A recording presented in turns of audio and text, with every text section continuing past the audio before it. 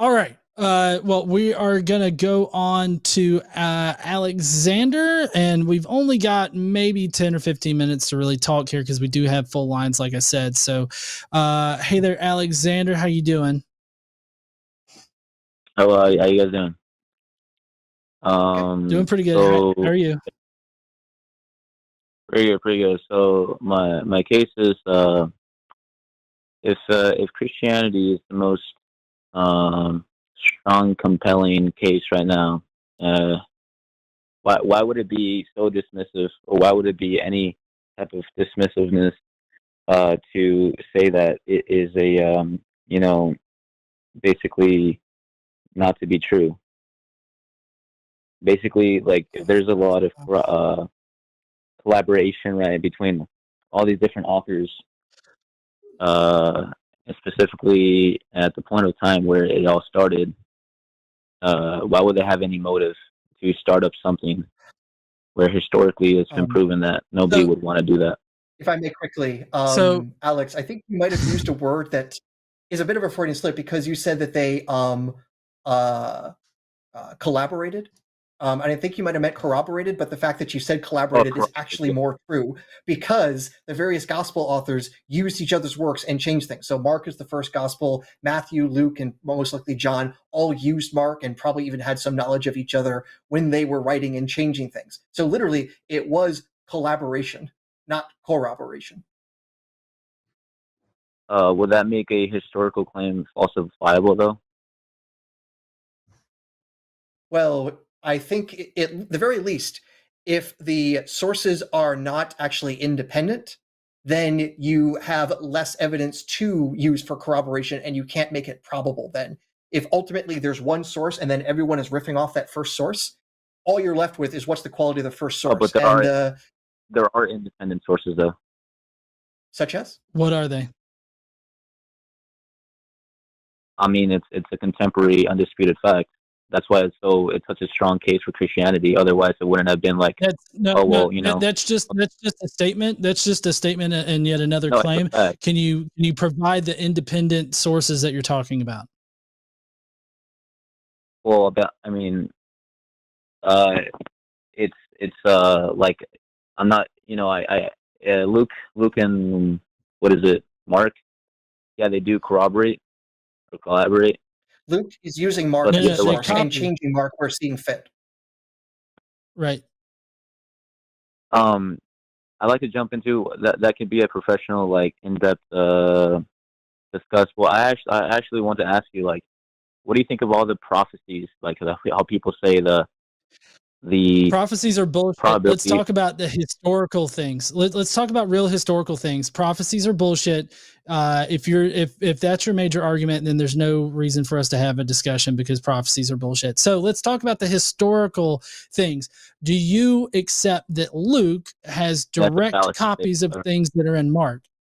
It is not a fallacy, and if you just blatantly, if you just say that I'm using a fallacy when I'm just speaking fucking facts, then I'm going to mute you, and that'll be that. Can you please provide, or can you acknowledge at least that Luke copies material from Mark and most likely Matthew too? No, I don't have it in front of me. There's literally verbatim passages in Luke that also exist in both Matthew and Mark showing that Luke copied from one of the two. And there are verses that are in Matthew that appear in Matthew, but also verbatim appear in Luke. So how can you say that those verbatim things that appear in all of those gospels, how can you say that they independently came up with all of them? Because it is of the context of the source that it was necessary for them to be having to copy between them. There's individuality statements that are cleared for historical verifying, but that doesn't make it a claim. And you explained then how when Matthew added the zombie apocalypse in chapter 27, that made it more veracious, that when Jesus died, literally saints popped out of their graves and started walking around and going into Jerusalem, were seen by many, and apparently nobody else in the historical record noticed this. How did that add veracity to the story? That adds by the setting in which it was written. I mean, nobody could have else wrote in that because of the immaterial that they didn't have able to write it down. You're not understanding me. Alex, I don't think you're understanding me. You were saying that these individuals are adding things to improve the veracity of it. I'm giving you an example of something that I think if you read it in any other source, you would say, holy cow, is this some bad science fiction? And that is literally what we got in chapter 27, where Jesus dies, giant earthquake, temple veil rips in half, the sky is darkened for hours, and then literally the graves of the dead saints break open, the saints come out, and they're basically shuffling around like zombies of some sort, going into Jerusalem, allegedly seen by many. That is what is said in the Gospel of Matthew, and yet no other source, Christian or otherwise, even mentions this early version of Michael Jackson's Thriller. To me, this looks like fiction writing, not something to add veracity. Oh, okay, yeah. It could the full. Here's the thing, though. Here's the thing. Even though that was said and nobody writes on it, there's still a probability that it is the true fact claim, even though nobody else mentioned it. You know what I mean? If I told, okay, in that case, I'm going to do a bit of a hypothetical. I'm going to give you two statements, and we'll go one after the other. Here's the first statement. I talked to my grandfather today. Does that strike you as okay? Yeah, sure. Okay, it seems totally probable, right? Right. Okay, now I'm going to make a small adjustment. I'm going to give you a little bit more information. I talked to my grandfather today. He died in 2003. Do you believe me now that I had a conversation with my grandfather who has been dead for 20 years? Sure. I just, out of curiosity, I just thought to ask you: have you ever debated as a sort like somebody, so I can watch your material? Can you no? Can you just answer the question instead of like trying to deflect or whatever you're trying to do? Yes. But respectfully, like I'm just really curious to see you guys' material, so I can like take notes and stuff, and then I can call back later and give a case as to my analysis between you guys' statements.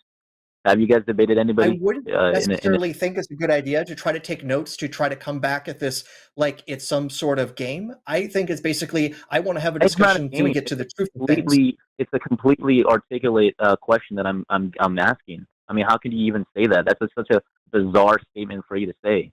How are you going to say that it's a really bad idea to take notes and then come back so I can give a rebuttal? You want to come back to take notes so you can come back and try to rebut everything as if it's like I got to come back because I need to do whatever I can to hold to my position. My view is let's just have the discussion and see if we learn something from it rather than what can I do to entrench my position. Absolutely. I mean, that's what I want to do. I'm saying yes. Okay, so let's actually go back to my question. Yes, do you believe my statement that I had a conversation with my 20-year-old dead grandfather? I mean, no, but it could still be true out of your own experience. I don't believe but it could still be true. Okay, all right. That's what I would normally expect folks to say. So if you had a source that talked about things that are at the very least improbable, shouldn't that make your confidence in what they say decrease? Not when it comes to a claim that the whole book is about a deity, right? A supernatural deity. Actually, I think that might make things worse because honestly, like if it was an Alexandrian like a Greek poem, right? Or no, like a historical event like Abraham Lincoln or whatever, and said like Abraham Lincoln suddenly did this and zombies started to come up. But if it's the Son of Man resurrecting and that has the power, absolutely not. I will not. It would be prove he was the Son of Man. Prove that one. Well, I being a mythicist, I'd have to have you prove that Jesus existed in the first place. But let's go with this. The idea that Jesus existed. You know, let's move past that. Let's I doubt it, but let's move past this for the sake of conversation. Let's assume that he existed, right? I'm perfectly fine with. I'm perfectly fine with that. Prove that he was actually the Son of Man, and prove it with like, you know, some kind of evidence outside of the Gospels, like because the Gospels are anonymous. The Gospels are anonymous works that have no source information in them, as far as we can tell. So, you know, what's your evidence that Jesus was actually the Son of Man? And then you would have to go and prove that the Bible represents this quote unquote Son of Man in a true historical way. So let's start with proving he was the Son of Man. Like what, in a material way, empirical way? I mean, just using the normal historical method of proving events or proving aspects of persons in the past. Okay, well, I mean, I can go into in a long lineage like method, right? Not just in a like New Testament source way, but I mean, you say that prophecies are BS, right? But I mean, if it's whatever, I don't want you to get, you know, I don't know how you can Which come to that. prophecy? What? Fine. Which prophecy do you think proves that Jesus was the Son of Man? Okay, well, if you take a date, right? If you take a date that was written about the accounts of Jesus, right? Like let's say Mark, Luke, and John, whatever. But then you in that same tradition, you go back to the lineage of messianic prophecies, right? That are dated, right? You can't be like, well, these could have been written afterwards. No, it's like it's undisputed that they were dated way before, right? And they let's say they're fine tuned, right? Like the fine tuned argument, like the universe, right? On top of the fine tuned universe, Alex, you have let's get a little bit hang on, specific. Let's talk about a particular prophecy. Please, No. you can't just Let's get specific because I think we're going to waste our time. Give us a specific prophecy. Okay, fine tune universe and fine tune book. All right, let's just say give us a specific prophecy. Isaiah 53. Isaiah 53. He was bruised for our iniquities. He was, I can't read it out of the top of my head, but it's like what, 500 years ago, before the time Christ. Let me just this is what happens right if you don't actually read what prophecy says. Because here's the thing: prophecy is what it's saying in Isaiah 53 is talking about Israel. Absolutely not. Absolutely not. Go ahead and actually read it in the Hebrew, because that's what you got to check. You can't go by how the Christians changed it to better form to what they wanted it to say. Because you go back to it, you read it in context, and you realize this is about the suffering of Israel. That's the servant that is being talked about there. It was then reinterpreted messianically, but in its original writing, it is clearly talking about Israel. So you think that Israel would be in the context of all the things that passage says, right? Bruce, a book about Israel talking about Israel? That's exactly what I expect. Yeah, but that doesn't follow the context within Israel. What do you mean? That doesn't follow the description over a nation at a time. It was about a person. The description says about a person.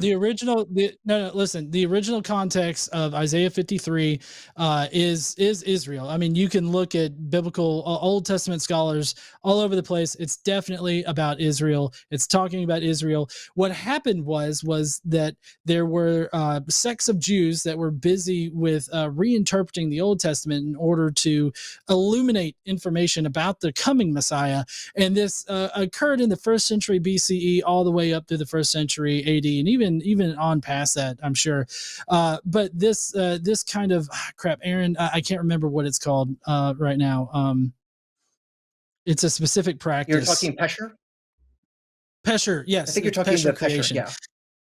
Yeah. So basically, they were creating peshers that were reinterpreting Old Testament information in order to reveal information about this so-called Messiah that was supposed to come. And we know that they did this multiple times because there were several people that were figured to be messiahs. And what they did was they reinterpreted like Isaiah 53 to be about other supposed messiahs that also died, and they couldn't figure out, well, why did he die? He's not supposed to die. Wait, Isaiah 53. What? Wait. So you're oh my God! saying that The Jews had different ideas about who the Messiah was. Oh my shit! That is an absolute undisputed, falsifiable statement. You're saying that's completely wrong. That's mythicism and Gnosticism to like steroids. Falsify my ass, I'm sorry, baby. but the idea that there was more than one messianic concept is so widely agreed upon. Just go to the Dead Sea Scrolls. They had a concept of two messiahs, a Davidic messiah and another messiah that would be more priestly, along this line of Aaron, for example. So there was literally in the Dead Sea Scrolls the idea of two different sorts of messianic figures. And this actually then also, if you goes on, you can see it in later rabbinic and medieval sources. The fact is that the idea of who and what the Messiah was is something very flexible, changing, multivariate, and what's the old saying?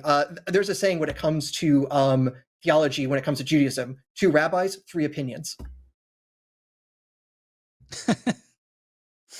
I mean, that's absolutely nuts for me. I mean, you would expect, right? The whole, like, okay, then let me ask you guys. Let's ask, like, why do scholars, right, biblical scholars, right, or Christians or whatever, that really look into the Bible or whatever, why won't they come up to these conclusions if they're so evidently, as you say, real? Why wouldn't they there do. be? Why is there scholars do? They have. No, but I'm saying like Christian scholars that follow that Fifth Three is about why does it have to be Christian scholars? So, like, when we're talking about the Old Testament, I mean, why wouldn't Hebrew scholars or Old Testament scholars, why wouldn't they suffice? Why? I feel like you're trying to, I guess, limit the field of experts here to only the experts that you think would affirm what you're saying. So that seems to be like you're trying to manipulate the data. In a world where like in a world where truths can be relative or whatever, like you have people trying to change math, you have people trying to change the world, if it's flat or if it's round. I guess you can never change the reality of what a statement is. I mean, they can always try to find loopholes, and I have no idea what in the fuck you're talking about right now, because it has no bearing on what we're actually discussing. I feel like you have actually found a loophole to try to like guide yourself out of the actual statement as to what Isaiah 53 means. Oh no, I found a loophole which includes following the scholarship to a conclusion that is most likely correct. Holy fuck, I should really stop fucking doing that one. Well, universities teach evolution, dude. Like, how is that even bizarre or not enough for you? And they make it true. They teach evolution. I'm sorry, Alex, but we have the fossils, we win. And I'm going to have to say that's plenty to end that point right there. That means that means animals died. It doesn't mean that where's the missing links? Where's that at? You have fossils. What's the missing link, Alex? Listen, no, Aaron, listen, man, okay? If there are monkeys now, how did we evolve from monkeys, okay? Oh, I'm a monkey. Yeah, we got a thinker over here. And now we're fish, and now we're monkey, and now we're good stages. Just draw pictures. Just believe by pictures. Imagine. Aaron, are you done with Alexander here? Alex, I think I need to remind you of something important. We are monkeys. Literally, I am a monkey, you are a monkey, John is a monkey. If you look at actually how we define what animals are, we are a subset of monkeys in the same way we are a subset of mammals, in the same way that mammals are a subset of animals. Okay, prove the whole lineage of like empirically, man. You're just making a statement. Are you denying that I am a mammal? Yeah, because I mean, you're a human, dude. Mammals, humans are a mammal. Are we animals? That we became, and that dinosaurs are now chickens. Like, think of the huge bizarreness. Alex, am I an animal? Am I of the class Animalia, or the family Animalia, or kingdom Animalia? No. So you're saying no. So I'm not multicellular. I don't have mitochondria. I don't have organs. Yes, but that makes me an animal. Booyah! Done. No. Alex, it's almost like you don't know biology. Let me give analogy. Let me give you an analogy. I gave you facts, so I don't fucking care about your analogies. Say I'm a coder. I give you every single type of code the same I would give every single computer. But I still have this one code that is set apart from every single one, and every single other program has the same code that I've given them that I also give to you. That does not make you the same as all the other programs. You are set apart. That is the same analogy that God gave us. Sounds like I'm set apart, then how come it is in my DNA I have endogenous retroviruses that are identical to those found in chimpanzees in the exact same sorts of spots, which you would only get by inheritance? Or have you never heard of endogenous retroviruses? I can also do that as a coder. Do you know what endogenous retroviruses do in your DNA? No, but I know what a code is. Jack shit. That's what they do. So what code are you just putting in there randomly in the exact same spots and exactly what you would expect if you had a nested hierarchy of animals that would suggest common ancestry in the same exact way that we would do a DNA test to show that you are the child of your parents? It's literally the same sort of thing. If you go by what you are claiming, you cannot claim that you are the son of your parents.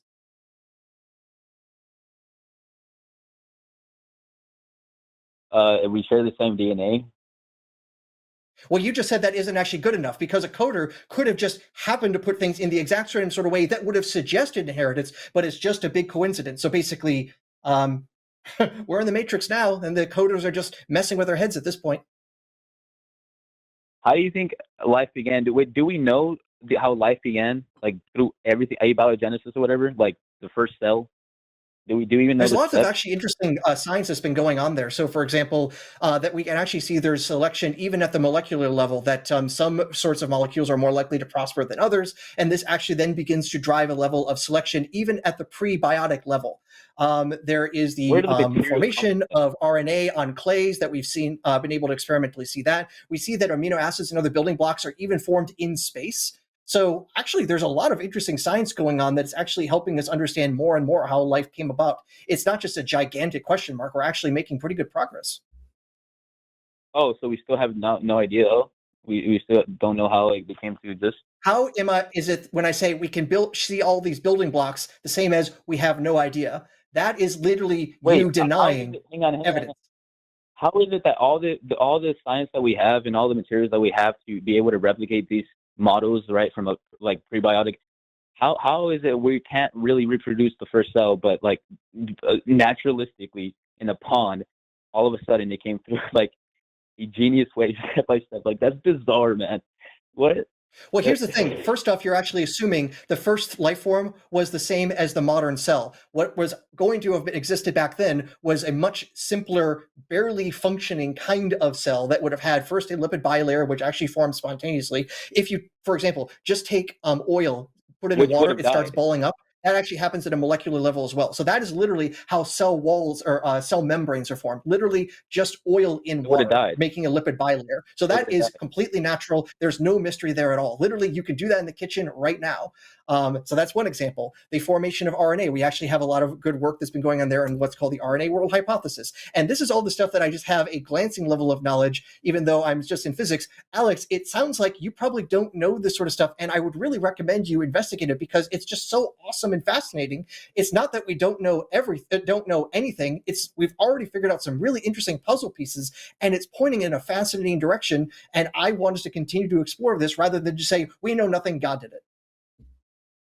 Have you been taking notes? Didn't we originally start talking about Jesus at the beginning of this call? No, I'm saying that I'm saying that it's literally impossible to form a procedurement of cells that require what is needed to build a process of all these different organs, specifically at a time when you need to have a survivability rate from the cells that need to reproduce in a fast rate. And if you don't have that, everything dies. Everything around the whole system dies. The trees,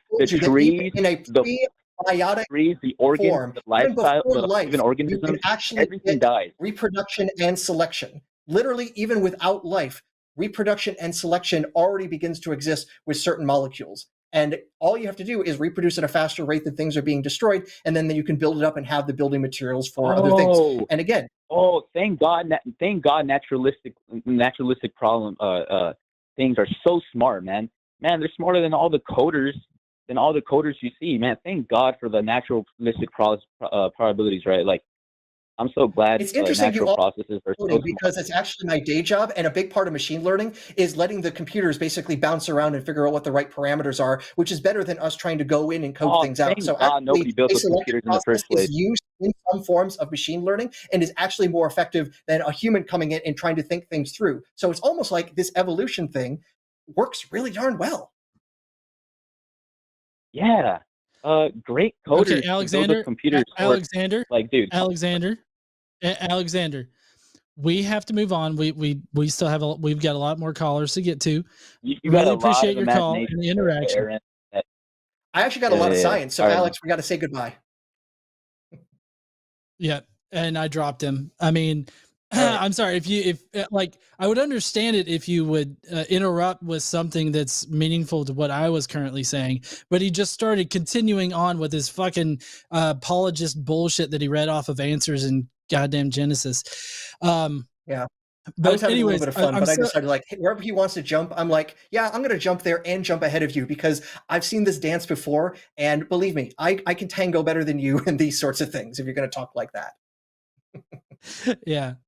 Oh man, I do like how it didn't work with him, like talking about prophecies and all this other stuff and in the Bible and trying to historically establish the Bible. And then he's like, oh, but what about abiogenesis? It's like, oh, well, fuck. I'm a little disappointed we didn't get to talk about the failed prophecies from Ezekiel about what happened to Tyre or what didn't happen to Tyre. Because if prophecy is, if it's good enough for the goose, it's good enough for the gander. So failed prophecy, woo, there we go. Hello, everyone. I'm Jimmy Snow, executive producer of The Line, and the rumors are true. Forrest Valkai is, in fact, a hostage in my basement. If you would like to contribute to his freedom one day, you can do so by supporting us over on Patreon or becoming a channel member. There are specific tiers for specific shows or the channel at large. You can also send us super thanks. Those are great. You can like, comment, and subscribe. Also, fudge the algorithm. Go to one of these things. The algorithm doesn't matter. It thinks it knows you better than we do. Better than you do? I know you better. Hank. There's a bunch of people named Hank. I just freaked way out. Okay, go to one of these.